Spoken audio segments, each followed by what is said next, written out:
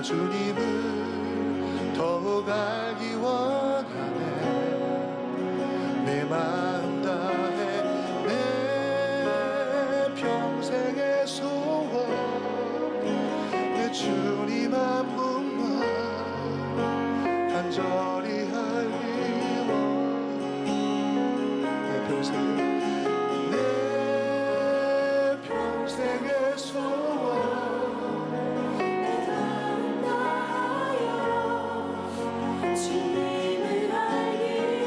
다시 한번 내 평생의 소원 내 평생의 소원 내 마음 다하여 주님을 알기 원하네. 한 번 더 내 평생의 소원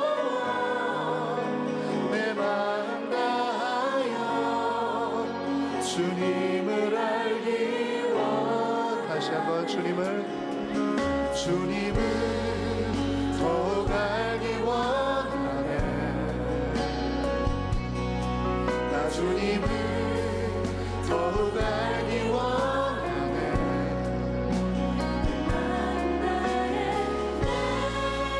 내 평생의 소원 내 주님 한 분만 간절히 알기 원하네. 내 평생의 소원 내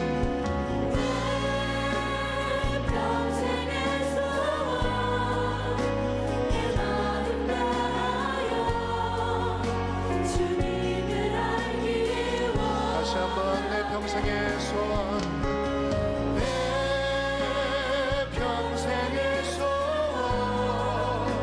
내 주님 한 분만 간절히 알기 원하네. 내 평생의 소원 내 마음 다하여 주님을 알기 원하네. 다 같이 주님의 사랑으로 주님의 사랑으로 나를 채워주소서. 주의 사랑으로 채우사 주님 알게 하소서. 나의 삶의 소망은 오직 하나 주님 알기 원하네. 다 같이 주님을 더욱 알기 원하네. 나 주님을 더욱 알기 원하네. 내 마음 다해 내 평생의 소원 내 주님 한 분만 간절히 알기 오직 주님을 알기 원합니다. 내 평생의 소원 내 마음을 다하여 주님을 알기 우리 다시 한번 주님의 사랑으로 나를 채워주소서.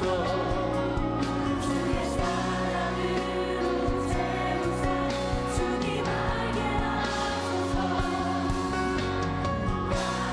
삶의 소망은 오직 하나 오직 주님을 알기 원하네. 주님 알기 원하네. 다시 한번 찬양합니다. 주님의 사랑으로 나를 채워주소서.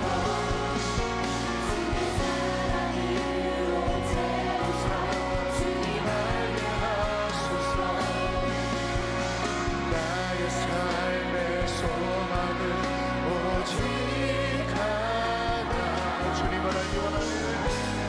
주님 알기 원하네. 다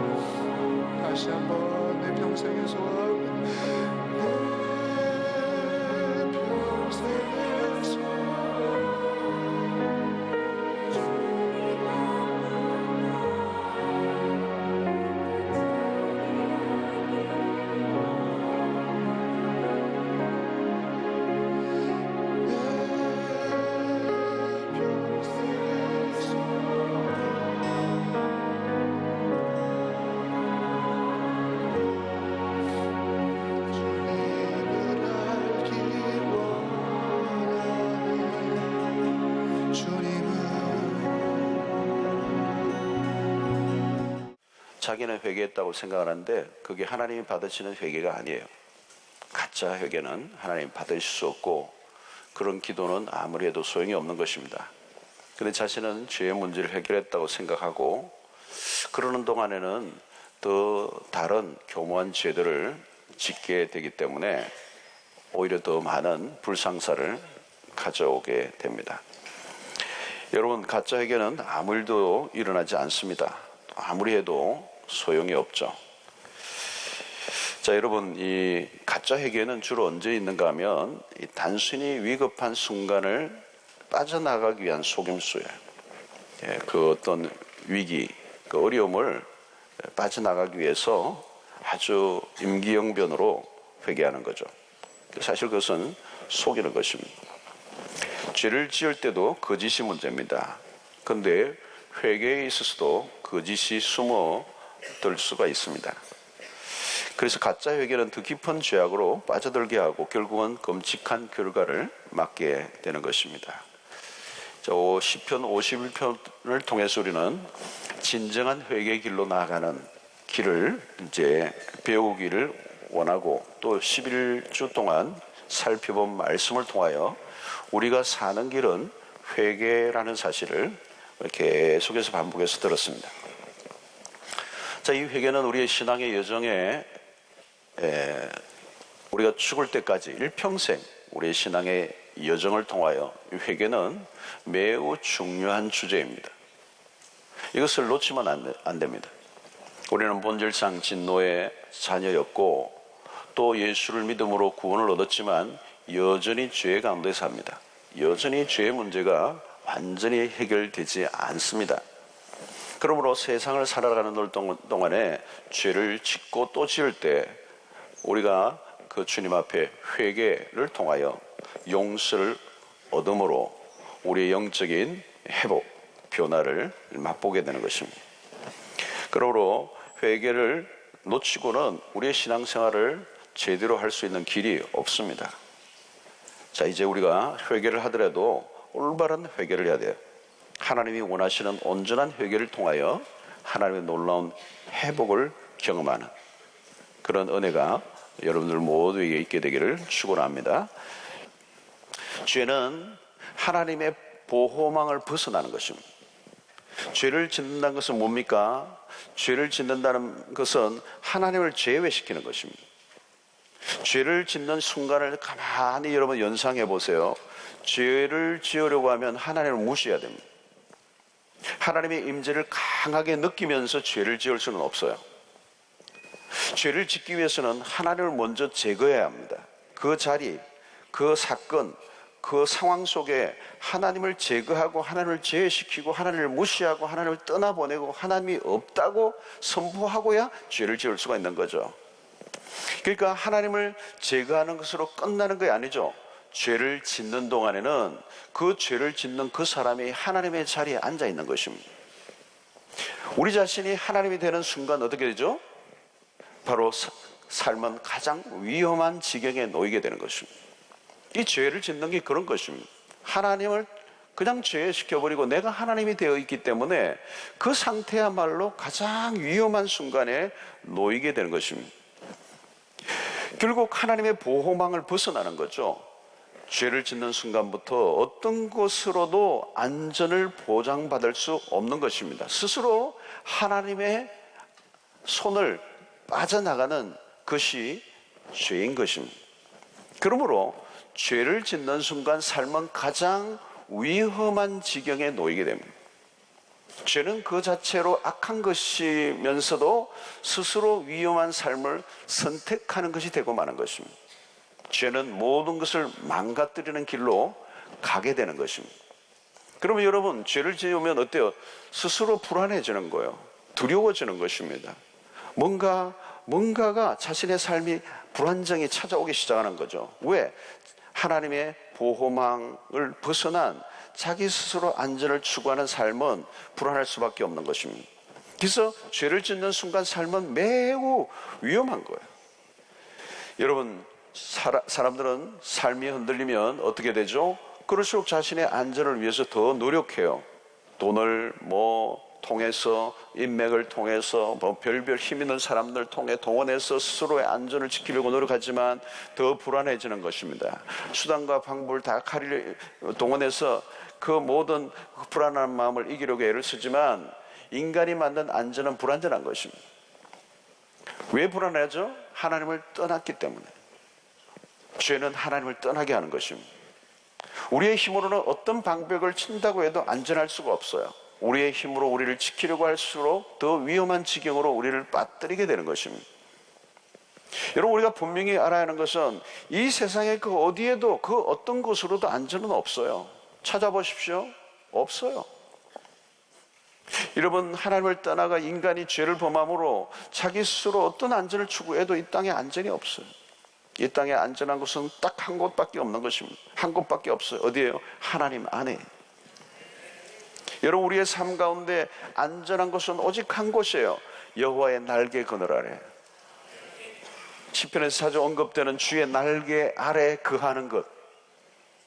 시편 36편 7절에 보면 하나님이여 주의 인자하심이 어찌 그리 보배로우신지요 사람들이 주의 날개 그늘 아래에 피하나이다. 여러분, 하나님만이 강한 성루, 그분만이 강한 산성이 되시는, 그분만이 강한 반석이 되시는, 흔들리지 않는 반석. 다윗은 이제 회개를 통해서 다시 예루살렘 성을 회복시켜 주십시오. 이 예루살렘의 성을 다시 쌓아 주십시오. 여러분, 이것은 바른 관점인 것입니다. 지금 여러분, 우리도 마찬가지, 이 나라를 바라봐도 마찬가지예요. 이 나라의 안전은 하나님의 손에 달려 있습니다. 지도자나 백성들이 타락하면 국가나 개인이 위기를 맞습니다. 지금 여러분, 얼마나 우리가 위기 가운데 있어요. 얼마나 불안정한 가운데 있어요. 여러분, 위기는 그냥 찾아온 것이 아닙니다. 우리의 죄악들이죠. 그러므로 회개를 통하여 다윗은 모든 것을 회복하기를 원하는데, 이 우리의 안전이 무너져버린 이 예루살렘 성이 다시 복구되는데, 이것은 하나님의 손에 의해서 이루어질 것을 그가 바라면서 기도하고 있는 것입니다. 여러분, 우리가 진정한 회개를 하면 죄로 인하여 무너진 것들이 다시 쌓아지는, 복구되는 역사가 있게 된다는 것입니다. 여러분, 회개보다 확실한 것은 없습니다. 오늘 여러분들의 삶 가운데 무너진 것들이 있다면 우리의 힘으로 그것을 쌓으려고 해서는 안 돼요. 하나님이 쌓아 주셔야 되는 것입니다. 하나님이 우리의 회개를 통하여 회복시켜 주셔야 되는 것입니다. 여러분, 무엇이 무너졌는지 자세히 보시기를 바랍니다. 예배가 무너진 사람들은 예배가 다시 회복되기를 원해요. 삶이 갖가지 위기로 몰려있다면 회복의 길로 우리가 가야 합니다. 그런데 가장 선행되는 것은 회개라고 하는 것입니다. 참된 회개는 우리가 앞부분에서도 이 51편 앞부분에서 살펴봤지만 쉽지 않아요. 여러분, 우리는 우리의 죄를 볼 수 있는 눈이 없어요. 죄인은 죄를 계속 부정하고 위장하고 합리화하고 무시하고 부정하는 것입니다. 여러분, 이 회개도 회개를 할 수만 있다면 하나님의 놀라운 회복을 우리가 경험하는데, 문제는 이 회개가 쉽지 않다는 거예요. 다윗의 예도 마찬가지예요. 나단 선지자가 와서 그렇게 구체적으로 그에게 다가와서 해주지 않았다면, 이 나단이 없었다면 다윗은 그의 인생에 그냥 내리막길로 끝나버리고 말았을 거예요. 하나님께서 오늘 우리에게 회개를 하게 하시는 것도 은혜인 줄로 믿습니다. 주의 성령의 빛을 비추사 우리의 심령 깊숙한 것을 드러내 보여주실 때 우리가 거부할 수 없는, 그 앞에 무릎을 꿇을 수밖에 없는 그런 은혜가 우리에게 임한다면, 그 회개를 통하여 우리의 삶의 모든 무너진 것들을 다시 수축하는 역사가 있게 될 줄로 믿습니다. 오늘 우리의 나라를 위해서도 그렇게 오늘 기도해야 합니다. 참된 회개보다 여러분, 이 나라에 더 시급한 게 없어요. 긴급한 것 중에 긴급한 것은 뭐냐? 회개예요. 회개. 이 나라 안에 지금 필요한 것은 하나님의 백성들의 회개라는 거예요. 요즘 우리는 우리 안에 일어난 일들 속에 무엇을 봅니까, 여러분? 하도 이제는 뭐 신문이고 TV고 뭐 보면 하도 최순실 순실해가지고 징그러워 이러면.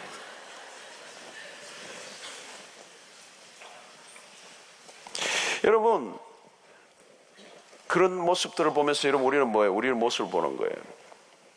우리의 죄악들을 보는 거예요. 우리의 연약함들을 보는 거예요. 우리 안에 얼마나 많은 그 안에 숨겨져 있는 죄악의 모습들이 우리 안에도 동일하게 숨어 있다는 거예요. 우리 안에 얼마나 거짓된 것들이 많은가 하는 거죠. 우리 안에 얼마나 많은 불법들이 있는가 하는 거죠.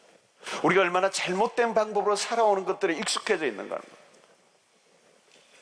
우리 안에 얼마나 많은 우상들이 가득한가를 보여주는 거예요. 이 나라 곳곳에 숨겨져 있는 수없는 우상들, 그 우상들이 여러분 그런 사람들에게 있는 게 아니에요. 우리 안에 얼마나 많은 우상들이 있습니까? 하나님이 숨겨진 죄악들을 드러내시는 것을 우리에게 보여주고 있습니다. 어떤 죄악도 숨겨지지 않는다는 사실을 우리에게 보여주고 있는 거예요. 우리는 이 나라의 모습을 보면 지금 우리의 모습을 보는 것입니다. 한 사람의 죄로도 국가가 이렇게 혼란하고 어려워질 수 있음을 보고 있어. 우리가 국방을 위해서 사드 배치를 논하고 군비 확장과 미국과의 연대를 말하지만 무엇보다 중요한 것은 이 나라의 도덕적 부패예요. 북한의 핵 위협이 무서운 게 아닙니다. 우리의 도덕적 부패로 하나님을 떠난 삶이 무서운 것입니다. 특히 교회의 영적 타락이 가장 두려운 일이에요. 종교개혁 500주년을 맞아 한국교회 안에서도 이 회개의 역사가 일어나기를 바라는 마음이 우리 안에 간절히 일어나야 될 줄로 믿습니다. 누구에게 손가락질하는 게 아니에요. 우리 자신을 바라보면서 하나님 우리로 하여금 다시 시작하라고 말씀하시는 거예요. 다시 시작하게 하는 게 뭐예요? 회개라고 하는 것입니다. 여러분, 회개는 누구의 죄가 아니에요. 나와 우리의 죄악이에요. 오늘 죄로 인하여 무너진 것들을 보게 됩니다. 죄는 하나님의 보호벽이 사라진 상태를 말하는 거예요. 죄를 짓고 있는 동안에 그 백성들의 죄가 처리되지 않은 동안에 성들이 무너진 것입니다. 하나님의 보호의 손길을 거두시면 우리의 삶은 벼랑 끝에 서는 것입니다. 하나님의 도우심을 구해야 될 줄로 믿습니다. 여러분, 우리가 아무리 새로운 출발을 하려고 해도 이를 악물어도 소용없어요. 죄의 힘이 우리를 꼼짝도 하지 못하게 합니다. 회개밖에는 다른 길이 없어요. 우리가 결단한다고 새로운 출발을 할 수 있는 게 아닙니다. 우리의 회개를 통하여 무너진 성벽들이 수축되어져야 되는 것입니다. 그것은 하나님이 우리의 회개를 통하여 하시는 일인 것입니다. 여러분, 이것은 형식적인 회개가 아닙니다. 형식적인 회개로는 안 돼요. 참된 회개예요. 참된 회개, 깊은 회개를 올려드려야 합니다. 오늘 저는 이 밤에 우리가 말씀을 끝내고 난 다음부터 여러분들에게 집중적으로 하나님은 오늘 우리 안에 이 깊은 회개의 세계 안으로 우리를 초대하시고 주님 앞에 나아가는 은혜가 있게 되기를 축원합니다. 그때 하나님 우리를 긍휼히 여겨 주실 줄로 믿습니다. 상한 심령으로 나아가는 거죠. 자, 그러면서 오늘 다윗은 16절에서 이렇게 말합니다. 주께서는 제사를 기뻐하지 아니하신다고 앞부분에서는 얘기했어요. 근데 지금 이 16절에 다시 뭐라고 얘기합니까? 하나님이 제사를 기뻐하실 것이다. 오늘 지난 시간에 살펴봤던 게 뭐예요? 주님이 제사를 기뻐하지 않으신다는 거예요. 근데 이제 제사를 기뻐하신다고 말씀합니다. 앞부분과 분위기가 바뀌고 있어요. 근데 여기서 어떤 제사를 언급하고 있습니까? 의로운 제사와 번제와 온전한 번제를 기뻐하시리니. 자, 여러분, 다윗은 다시 레위기에서 언급된 제사의 회복을 말씀하고 있습니다. 어떤 변화가 일어나고 있습니까? 앞에서는 하나님이 제사를 기뻐하지 아니하신다고 하셨는데 그것은 그런 제사를 기뻐하지 않는다고 할 때 그 제사는 어떤 제사일까요? 형식적인 제사를 말하는 거예요. 마음에도 없는 형식적인 제사는 아무리 드려도 하나님이 받지 않으신다는 거예요. 기뻐하지 않는다는 거예요. 그런 제사는 그 제단이 아무리 하려도 소용이 없다는 겁니다. 제사를 위한 제사를 받으시는 하나님이 아니시라는 거예요. 천천만만의 수양에 기름진 것으로 드려도 그것을 기뻐하시는 하나님이 아시는 거예요. 다윗은 이제 진정한 제사를 하나님이 기뻐하신다고 말씀합니다. 그 제사는 어떤 제사죠? 의로운 제사. 의로운 제사, 매우 중요한 것. 하나님이 받으시는 제사는 의로운 제사다. 하나님은 여러분 제사를 받을 때 매우 중요한 기준이 뭐예요? 의로움이 있어야 된다. 의로운 제사예요. 여러분 이것은 뭘까요? 예배를 드릴 때 우리는 가볍게 예배를 생각해서는 안 돼요. 우리가 예배를 드리면 그냥 어떤 시간에 예배를 드리면 하나님 무조건 받으셔야 된다고 생각할지도 몰라요. 그렇지 않아요. 하나님은 받으실 제사가 있어요. 하나님의 의로우신 기준에 들어야 하나님의 예배를 받으시는 겁니다. 자, 의로운 제사는 어떤 것입니까? 다윗은 번제와 온전한 번제를 언급하고 있습니다. 여러분 여기서 하나님이 기뻐하시는 번제와 온전한 번제를 드린다는 것은 어떤 것입니까? 온전한 번제라고 하는 것은 짐승의 모든 것을 하나도 남김없이 불로 태워드리는 제사를 말합니다. 다 태우는, 하나도 남김없이 완전히 태워드리는 제사예요. 자, 그럼 여기서 번제를 얘기할 때 이 번제는 무엇을 상징할까요? 완전히 태워서 불로 하나도 남김없이 태워서 올려드리는 완전한 제사, 소멸시키는 제사. 오늘 여기서 갈보리 언덕의 십자가, 예수 그리스도의 어린 양 예수의 그 죽으심을 우리에게 예표하는 말씀이에요. 온전한 번제로 드려진 사건이 뭐예요? 그리스도의 십자가 사건이에요. 십자가에서 모든 것을 드리신, 핏방울 한 방울까지 다 쏟으신, 자신의 온 몸을 완전히 태워 주님 앞에 올려드린 사건이 십자가예요. 하나님의 어린 양 예수 그리스도가 완전한 번제로 드려진 것입니다. 자, 오늘 그러니까 보니까 그때에 하나님이 시온의 성을 행하시고 예루살렘의 성을 쌓을 때, 성을 시온에 행하시고 예루살렘의 성을 쌓았을 때 그 목적이 뭐예요? 하나님께 제대로 된 제사를 드리기 위해서. 예루살렘의 성이 무너지면 제사를 드릴 수 없게 되는 거예요. 그래서 예루살렘 성이 보호를 받아야 되고, 그 보호받은 예루살렘 성에서 하나님께 온전한 예배를 드려야 되는데, 바로 다윗이 자신의 죄로 무너진 예루살렘의 회복, 그걸 통하여 하나님의 온전한 제사를 드리기를 원하는데, 그 온전한 제사가 바로 예수 그리스도의 십자가의 죽으심, 어린 양의 제물이 있는 예배를 말하는 것입니다. 여러분, 예수 그리스도의 십자가가 최고의 완전한 제물이 되셨습니다. 그러므로 요즘 우리가 할 일이 있어요. 우리의 예배에서 매우 중요한 것은 우리가 하나님 앞에 나갈 때마다 빠뜨리지 말아야 될 것이 있는데, 그것이 뭐예요? 십자가를 붙들고 나가는 것입니다. 여러분, 다른 게 다 필요 없어요. 오직 십자가, 어린 양. 이제 우리가 드려져야 할 예배는 그리스도의 십자가를 바라보고, 그 십자가를 붙들고, 십자가를 의지하고 나아가는 것입니다. 자, 여러분, 예수 그리스도 없이 죄를 인정한다는 것은 불가능한 것입니다. 예수 그리스도 없이 죄가 드러나면 비참해지는 거예요. 그냥 죄만 드러나면 위험한 것입니다. 스스로 그 죄의 무게를 이겨낼 수가 없습니다. 너무도 깊은 절망적인 상태에 빠지기 때문에 여러분, 죄가 드러난 걸 사람들이 다 두려워해요. 하나님 앞에 나아가지를 못해요. 그런데 여러분, 어린 양 예수 그리스도의 그 피를 믿는 사람은 드러난 죄로 인하여 두려워할 필요가 없어요.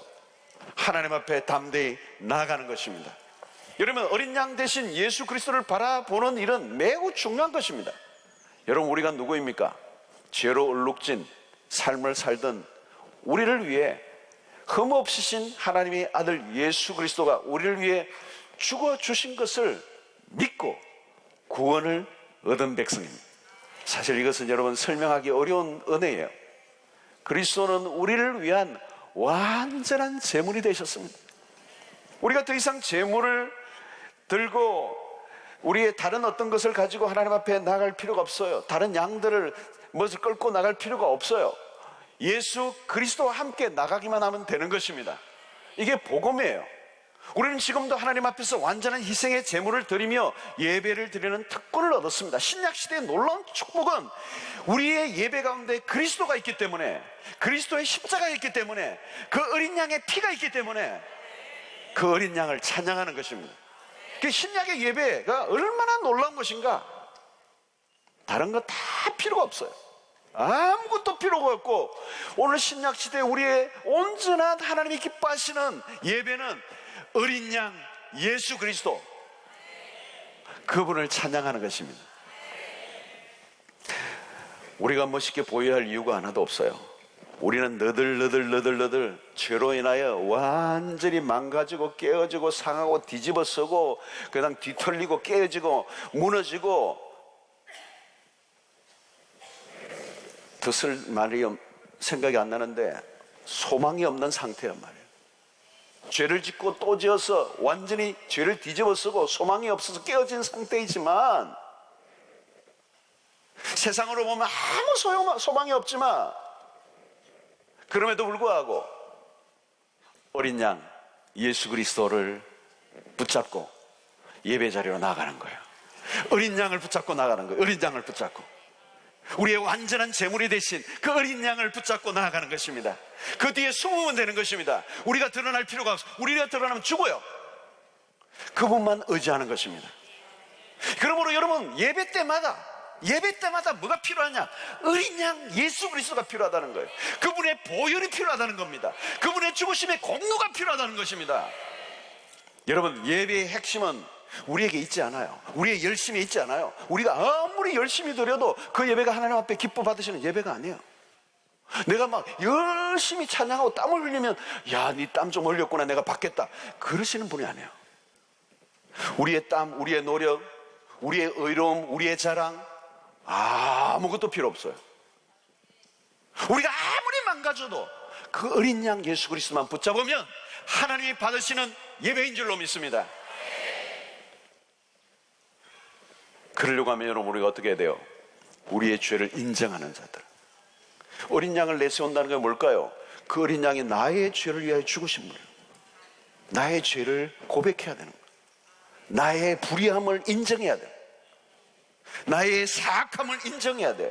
예배 때마다 나의 부족함과 나의 연약함을 고백해야 돼요. 그리고 그분의 어린 양을 붙잡아야 되는 것이죠. 지겹다. 형식적인 제사는 지겹다는 거예요. 너희들이 드리는 어떤 화려한 퍼포먼스도 나는 지겹다. 여러분, 우리의 삶의 모든 회복은 예배를 통해서 일어납니다. 저는 우리는 한국교회 운명도 예배에서 결정된다고 믿어요. 우리는 어느 순간부터 우리의 예배에 상한 심령이 없고, 깨어진 심령이 없고, 우리의 죄에 대한 자복하는 심령이 없고, 죄에 대한 솔직한 인정이 없었기 때문에 거기에는 어린 양 예수가 그 예배는 없고, 그저 우리끼리 우리의 만족으로 끝나는 예배를 수도 없이 드려질 때 하나님의 마음 아파하시는 거죠. 여러분, 오늘날 예배를 드리지 않는 교회는 없어요. 우리는 매일 예배 속에 살아요. 그러나 중요한 것은 우리가 드리는 게 중요한 게 아니에요. 하나님이 받으셔야 되는 거예요. 우리가 드리는 게 중요한 게 아니에요. 하나님이 받으셔야 되는 거예요. 하나님이 받으시지 않는다면 아무 소용이 없어요. 그냥 그건 퍼포먼스. 여러분, 하나님이 받으시는 온전한 예배의 핵심은 의로움이에요. 예배 중에 중요한 것은 뭡니까? 예배에서 중요한 건 예배자예요. 예배자. 하나님 예배자를 보십니다. 다윗은 그동안 예배를 드렸지만, 그런 참된 예배자였지만 어느 순간부터 예배가 끊겨버린 거예요. 원인은 뭐예요? 죄 때문입니다. 죄인은 그 스스로 의로운 제사를 드릴 수가 없습니다. 이제 그는 회개를 통하여 의로운 제사를 드리고자 하고 있습니다. 그게 뭐예요? 온전한 번제였습니다. 하나님은 제사를 기뻐하지 않으시는 분이 아니에요. 하나님은 제사를 기뻐하시는 분이에요. 다윗은 그것을 깨달았던 거죠. 그래서 오늘 마지막 절에서 이 51편 회개의 기도를 드리는 마지막 부분에서 다윗은 하나님은 의로운 제사와 번제와 온전한 번제를 기뻐하신다 고백합니다. 하나님은 온전한 번제, 온전한 번제. 여러분, 하나님이 기뻐하신다는 것에 관심을 가져야 합니다. 우리의 신앙의 핵심이 뭘까요? 우리의 추구하는 목표가 뭡니까? 우리의 신앙의 관심, 몰두해야 될 게 뭘까요? 하나님이 온전한 제사를 기뻐하시는 거죠. 시편 51편을 마무리하면서 최종적인 결론이 바로 예배입니다. 예배. 하나님을 하나님으로, 죄는 예배를 끊어버린 것이고 회개는 예배를 회복시키는 것입니다. 정확히 말하면 죄는 형식적인 예배를 만들어버렸고 회개는 마음으로 드리는 온전한 예배가 되게 하신 거예요. 여러분, 우리는 우리의 예배를 전체적으로 재고해 보아야 합니다. 형식적인 예배를 드리고 있지 않은가? 오늘날 우리는 너무도 많은 예배가 형식화되어 있어요. 아무런 죄의식 없이 예배에 참여하는 것으로만 스스로 만족하는 예배들이 성행되고 있다. 마치 주일날 규격화된 예배의 자리에 앉기만 하면 죄를 속해 줄 것 같은 가벼운 생각들이 팽배해 있는 것입니다. 어떤 죄의식도 없이 참된 회개를 위한 상하고 통회하는 마음 없는 하나님께 나아가는 모든 예배는 불량품 예배인 것입니다. 그런 곳에서는 자연히 종교 행위만 활발하게 일어날 뿐입니다. 하나님과 영적 깊은 만남이 일어날 수가 없습니다. 그런 예배의 자리에서는 하나님을 향한 갈망이 일어나지 않습니다. 단지 예배가 빨리 끝나기만을 바랄 뿐이에요. 저를 여러분, 오늘 이 밤에 우리 모두가 우리의 신앙의 삶 속에 형식적인 예배를 그만 드리는, 끝내는, 아무 소용이 없는 예배를 드리지 않는 참된 예배자들 되시기를 축원합니다.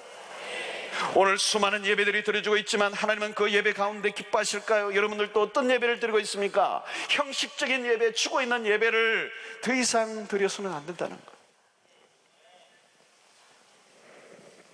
여러분, 그러므로 오늘 우리의 예배에 매우 중요한 것은 피의 제사예요. 피의 제사. 참된 예배는 피가 필요해요. 피의 제사를 올려드려야 됩니다. 그 피는 그리스도의 피, 어린 양의 피. 그 피가 우리의 예배에 있어야 돼요. 아무리 교회당이 멋지고, 아무리 멋있는 영상이 있고, 아무리 멋있는 음악이 있고, 아무리 멋있는 교회 비품들이 잘 갖추고 있어도, 아무리 분위기를 멋지게 꾸미려고 해도 그것은 안 된다는 거예요. 예배는 형식이 아니고 순서가 아니에요. 우리의 마음이 예배를 통해서 무엇인가를 얻어가고자 하는 것도 예배가 아니에요. 많은 사람들은 예배를 구경하고 가요. 구경하고.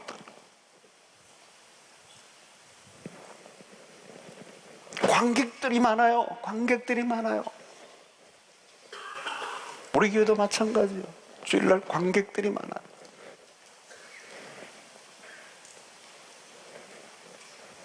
우리는 예배를 통하여 자신의 문제가 해결되기를 원해요. 여러분, 기복주의 신앙인은 무엇인가를 얻고자 간절히 기도해요. 그런 사람들은 하나님을 예배하는 자들이 아니라 자신을 숭배하는 자들이에요. 예배의 초점은 우리가 아니에요. 오직 하나님 그분이에요. 여러분, 그리스도 예수 어린 양의 피가 필요 없는 곳에는 예배가 드려질 수가 없습니다. 여러분, 오늘날 우리는 더 이상 피의 제물, 실제적 짐승의 제물을 드려 피를 흘릴 이유가 없어요. 십자가에서 피 흘리신 어린 양 예수 그리스도가 계시기 때문에. 우리가 붙들 것은 어린 양 예수입니다. 그리스도의 보혈만이 우리를 완벽하게 깨끗하게 할 수가 있습니다. 어떤 짐승의 제사로도 우리를 온전하게 깨끗이 할 수가 없어요. 오직 완전한 의로움을 갖추게 하는 것은 어린 양 예수의 피밖에 없습니다. 오늘 이 피가 우리의 예배 가운데 와야 돼요. 이 피가 예배 가운데 반드시 있어야 돼요. 예수의 피, 예수의 피, 예수의 보혈. 우리 옛날에 불렀던 그 찬양 넘어져. 나의 죄를 씻기는 예수의 피밖에 예수의 흘린 피 나이게 하오니 귀하고 귀하다. 예수의 피밖에 없네. 예수의 피밖에 없네. 여러분, 우리가 거룩하지 않으면 아무도 하나님을 볼 수가 없습니다. 우리가 온전한 제사를 드리고자 하면 예수 그리스도 그 어린 양을 의지하고 나가야 합니다. 예수 그리스도는 완전한 제물이 되셨습니다. 우리의 예배는 우리만으로는 안 돼요. 우리가 아무리 많이 모여도 그건 예배가 되지 않아요. 어린 양 예수 그리스도가 오셔야 돼요. 그분을 우리의 예배의 중심에 모셔드려야 돼요. 어린 양 예수, 그분이 우리의 예배의 중심에 오셔야 돼요. 그래서 그 어린 양의 보혈로 우리가 적셔져야 돼요. 보혈로 우리가 덮임을 받아야 돼요. 보혈로 우리를 정결케 하셔야 돼요. 그래야 우리가 하나님 앞에 나아갈 수가 있는 것입니다. 우리의 예배에 어린 양이 빠지면 예배가 안 되는 것입니다. 여러분, 어린 양 예수 그리스도를 붙잡고 나갈 때 무엇을 나갑니까? 왜 어린 양을 우리가 붙잡아야 됩니까? 우리가 죄인이기 때문에, 우리가 죄를 뒤집어 쓰고 있기 때문에, 우리 안에 불의가 있기 때문에, 우리의 탐욕이 있기 때문에, 우리 안에 거짓됨이 있기 때문에, 날마다 죄 속에 담겨져 살기 때문에 우리의 그대로 나아가면 하나님은 그 예배를 기뻐 받으시지 않아요.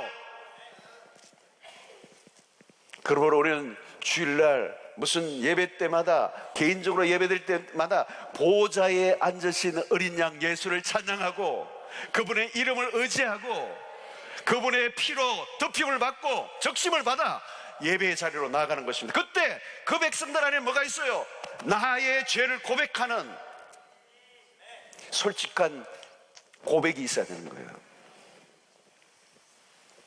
예배를 드릴 때마다 여러분, 우리의 죄를 고백하는 정직함이 있어야 되는 거예요. 의로움으로 나오는 게 아니에요. 내가 아무 죄가 없는 것처럼, 하나도 죄를 짓지 않은 사람인 것처럼 뻔뻔하게 나오면 안 돼요. 내가 어린 양 예수 보혈의 피가 필요한 죄인임을 고백하고 깨어지고 상한 심령으로 주님 앞에 나와야 된다는 거예요.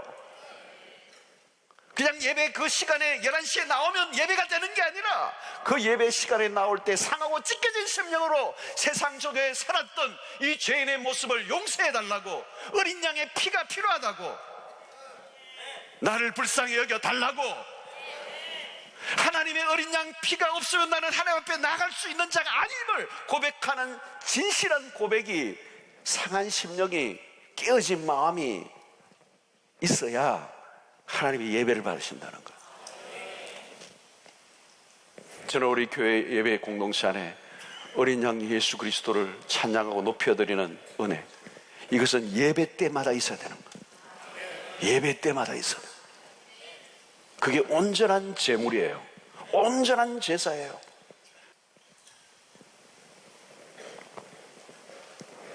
여러분, 그 죄를 죄로 온전히 들여다보게 하시고 그 죄를 죄로 보면 어린 양 예수가 그 예수를 붙들지 않고는 나에게 소망이 없음을 깨닫기 때문에 그 어린 양만 붙잡는 거예요. 그 외에는 내게 소망이 없고 나는 죽을 수밖에 없는 존재인 것을 깨닫기 때문에 그 어린 양을 높여드리는 거예요. 어린 양 예수, 예수의 피밖에 없어. 여러분, 어린 양 예수 그리스도가 누구이신지를 모르고 예배가 예배될 수가 없는 것이죠. 우리는 우리의 예배 가운데 예수의 피가 선명하게 떨어지는 은혜를 입어야 합니다. 그러려고 하면 우리의 죄를 솔직하게 고백하는 참된 회개가 일어나야 하는 것입니다. 회개가 없는데 십자가가 의미 있게 다가올 리가 없습니다. 우리의 예배의 중심에 십자가가 서 있어야 되는 거예요. 우리는 하나님의 그때 임재 안으로 들어가는 예배를 드리게 되고, 우리의 정결함, 그리스도의 보혈로 정결함을 입을 때 하나님의 주시는 그 의로운 옷을 입고 예배의 깊숙한 지성소 안으로 나아가는 은혜를 얻게 되는 것입니다. 여러분, 하나님으로부터 의를 받는 자 누구입니까? 어린 양 예수를 의지하는 자입니다. 어린 양 예수의 피로 정결함을 얻는 자, 그 보혈의 능력을 의지하고 나아가는 자, 그가 예배자가 될 수가 있는 것입니다. 여러분, 우리가 예배로 나아갈 때마다 어린 양을 의지하고 나가야 합니다. 어린 양의 보혈로 우리를 정결하게 할 때 참된 예배가 일어나요.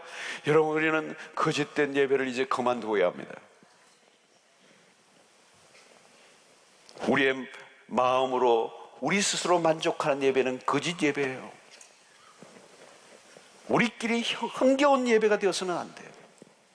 참된 예배로 나아가려고 하면 상한 심령으로 나가야 하고, 깨어진 마음으로 나가야 하고, 자신의 죄를 통렬하게 깨닫고 어린 양을 붙잡고 나가는 예배가 되어져야 하는 것입니다. 여러분, 우리 안에 있는 죄성은 끝까지 회개를 거부하고 버티려고 해요. 회개하면 사는데 회개를 거부하는 마음이 우리 안에 있습니다. 참된 회개로 하나님의 긍휼만 구하는 예배자 되시기를 바라고, 여러분들이 거짓 예배와 참된 예배를 구별할 줄 아는 성도들이 되시기를 축원합니다. 어떤 경우에도 어린 양 예수 그리스도가 빠져버린 예배를 단 한 번도 드리지 않고, 그 어린 양 예수 그리스도를 붙잡고 의지하고 그분과 함께 나아감으로 참된 예배가 하나님 앞에 드려지는 은혜가 있게 되기를 축원합니다. 그리고 우리 예배가 살면 하나님이 그 예배를 통하여 우리 가운데 놀라운 회복을 주실 줄로 믿습니다. 예배로 잃어버렸던 모든 것을 다시 되찾는 역사가 일어나게 될 줄로 믿습니다. 우리의 영혼에 뿐만 아니라 우리의 가정에, 우리의 교회에, 이 민족 가운데 놀라운 회복을 주실 줄로 믿습니다. 오직 참된 회개만이 회복을 가져다 줄 것입니다. 이 참된 회개는 어린 양 예수, 그분이 우리에게 행하신 그 보혈의 능력을 의지하고만 하는 자들만이 우리가 참된 회개를 들을 수가 있는 것입니다. 더 이상 우리는 죄를 감출 필요가 없습니다. 오늘 또 우리의 성령께서 진리 가운데 우리의 영혼에 빛을 비추사 우리의 속 깊은 곳에 있는 죄악들을 드러내게 하시고, 우리가 그것을 거부하지 않고 인정하고 회개함으로 나아가고 어린 양 예수를 굳게 붙잡고 그분을 송축함으로 오늘 이 밤 우리의 가운데 무너졌던 모든 것을 다시 회복시켜 주시는 은혜를 맛보는 축복이 있게 되기를 원합니다. 우리 찬양 하나 하겠습니다. 284장입니다.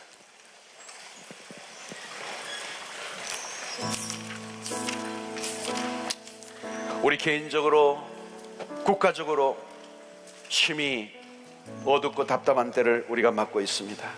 하나님 자비를 베풀어 주십시오. 오늘 우리가 진정으로 회개하며 주님 앞에 나아가 무릎 꿇기를 원합니다.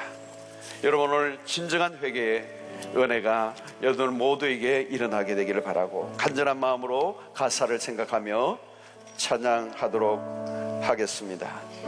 나의 백성이 다 겸비하여 주께로,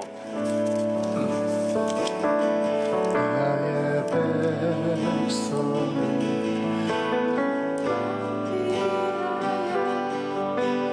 내게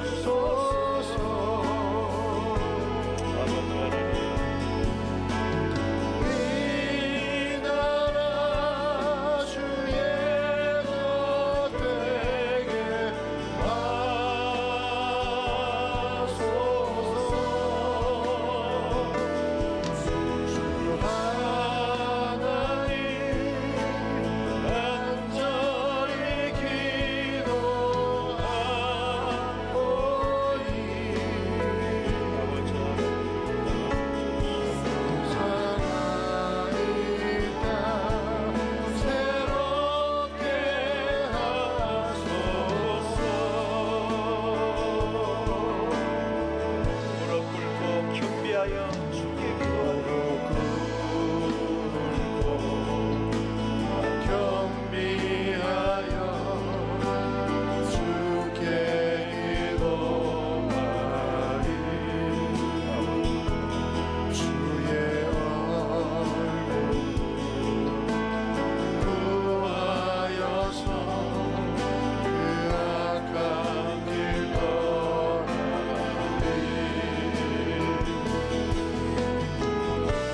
주님의 자비로 죄를 사하며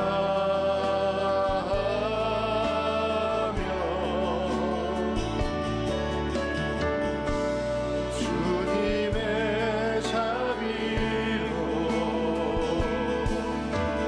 임하소서.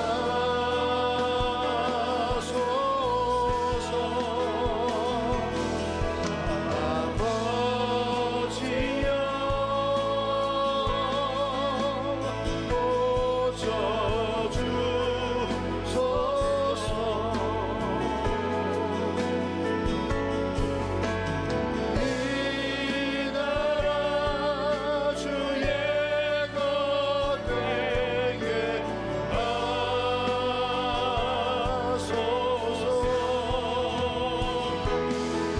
주 하나님 간절히 기도하오니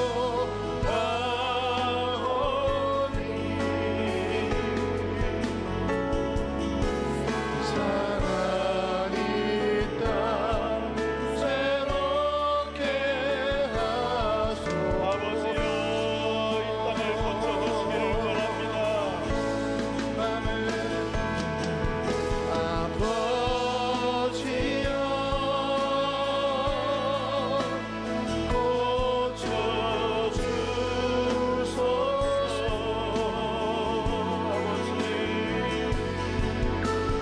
이 나라 주의 것 되게 하소서.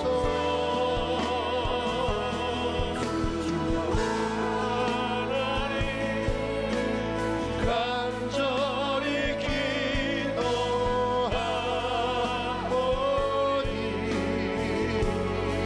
아버지 사랑이 땅 새롭게 다시 한번 선포합니다. 아버지, 이 땅을 고쳐주시옵시기를 원합니다. 우리의 죄악을 용서해 주시기를 원합니다.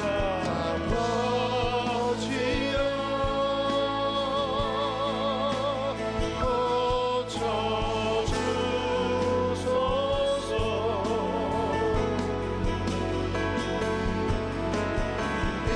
이 나라 주의 것 되게 하소서.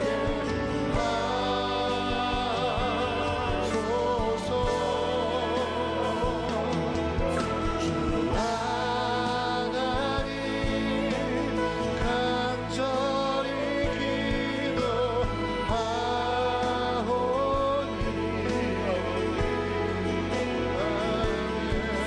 사랑이 땅 새롭게 하소서.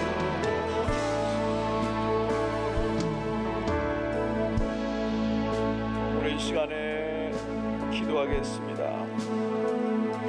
그저 여러분, 그저 우리의 열심으로 그냥 막 소리만 지르는 기도가 아니고 성령께서 이 시간 우리 가운데 임재하시고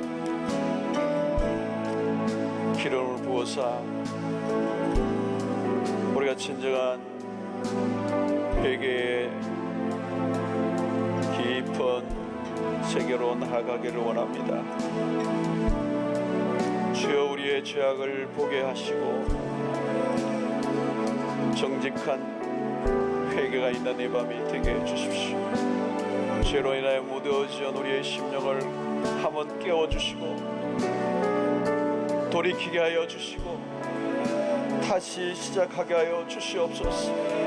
어린 양 예수의 보혈을 의지하고 담대히 주저하지 말고 그 어린 양의 피를 의지하고 우리를 위하여 완전한 속죄의 제물이 되신 그 어린 양을 붙잡고 그 어린 양을 높여드리며 온전한 회개의 자리로 나아가 우리의 회개를 통하여 내 개인이 살고 예배가 살고 이 땅이 새롭게 되는 역사를 허락하여 주십시오. 이 나라의 모습이 우리의 모습입니다. 최순실의 모습이 우리의 모습입니다. 우리의 죄악입니다. 우리를 불쌍히 여겨 주십시오.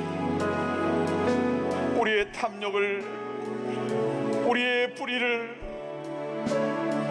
우리의 교묘한 죄악들을 이 밤에 온전히 회개하게 하시고 용서를 얻게 하시고 우리가 예배가 살기를 원하고 거짓된 예배를 멈추게 하시고 하나님이 받으시는 예배로 우리의 신앙이 다시 한번 황골탈퇴하는 역사가 일어나게 하여 주시옵소서.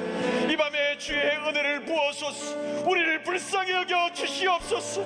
우리에게 자비를 베풀어 주시옵소서. 주여 세 번 외치고 기도하겠습니다. 주여, 주여.